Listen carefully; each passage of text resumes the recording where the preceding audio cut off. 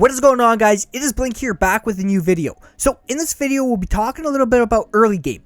Also, the V-Bucks giveaway is still going on, so make sure to visit the link in the description to enter. And lastly, don't forget to subscribe and turn on notifications, as I post an Amazon gift card code in the comments every time I upload. By turning on notifications, you'll have a way better chance of getting here first and redeeming that code. Anyways, guys, let's get to this guide. So, this early game guide will be dedicated more towards Paradise Palms. Absolutely love landing here, been giving me a more refreshing feel to the map. So I actually went into the rift to see if I can get lower than these players a little quicker. Had I pulled my umbrella a little earlier, then it would have worked. So 2 players landed at the first house, and there's no point in landing with them because they'd have the weapons first. I went to the next house, but there was an opponent that landed there first. Thankfully, I was able to find a pump off the bat, which is one of the best finds possible. Instantly pushed this player because he might not have a weapon, so I want to avoid him getting geared up.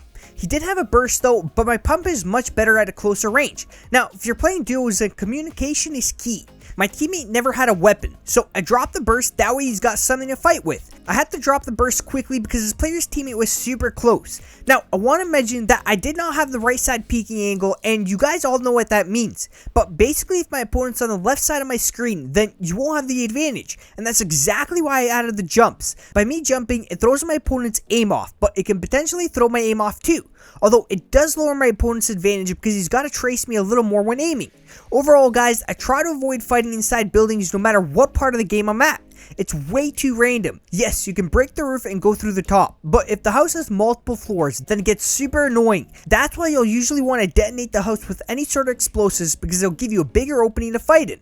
Now, I instantly let my teammate know I got a pump for him. I know he's got no pump, and any sort of shotgun will make a drastic change in your early game. The shotguns have the potential to do massive damage early game. Your goal during early game is to get as close to your opponents as you can to get the finishing shots off.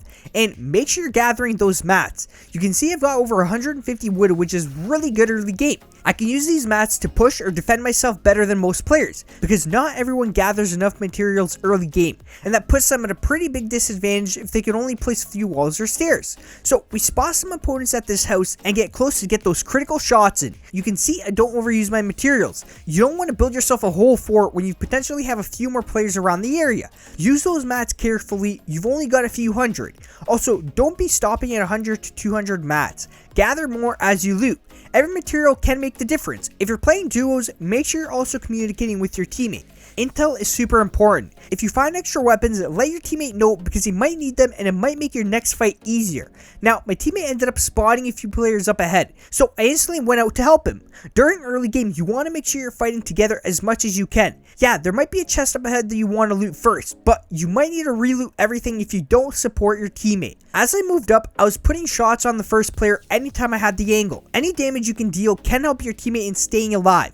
The moment your teammate goes down, then that puts you in a 1v2 situation and it makes it much harder. Although we were able to get the down because the player's teammate was way behind, and that's exactly what I mean. Don't stop to loot when your teammate's fighting. Get to the scene as soon as you can. Here's one more example on playing out the situation. So another thing I want to mention is that you want to look for a weapon as you're flying in.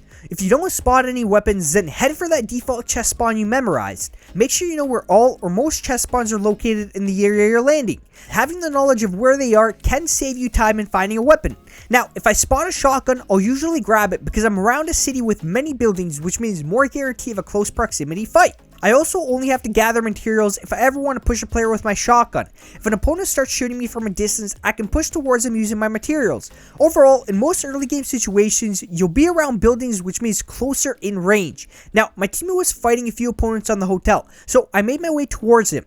I was able to gather an SMG and 2 shotguns. The issue with both shotguns is that I can basically only use one because of the nerf.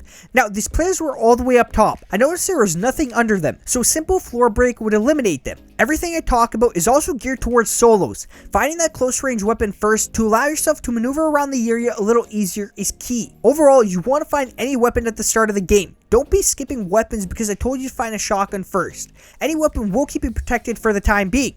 Now, there were a few players fighting up ahead, so we went for the push as we did have a solid weapon setup. I recommend you don't push players until you found a few close range weapons. You miss those AR shots and then they end up pushing you, then you're going to have a hard time tracing them at closer ranges with your AR. Now, since Season 5 did mess with the double shotgun meta, I recommend you either use attack SMG or drum gun or silence SMG with the pump combo. These combos are great to use at closer ranges, although you'll have to track your opponents a little more, so it might take some time to get used to. Now, expect more than one team to push you if there's multiple in your area. After each fight, don't zone out on the loot. Make sure no one's pushing you first. The worst that can happen is that someone tags you from the distance as you loot the previous players you eliminated. You'll then be at risk of your HP before the fight even really started, so make sure you're not getting pushed before you commit to all the loot. We ended up getting pushed and had to take another fight. Now, what these players did wrong was play the situation alone. This guy's teammate sat far in behind him as he pushed alone. If you push alone, you have to make sure you know how to defend yourself well at the least. Well guys, that's it for this guide. It was more duo based with duo and solo explanations, although I might make another one in the future explaining everything in a solo perspective. Anyways guys, like and sub would be greatly appreciated, and I'll see you on the next one.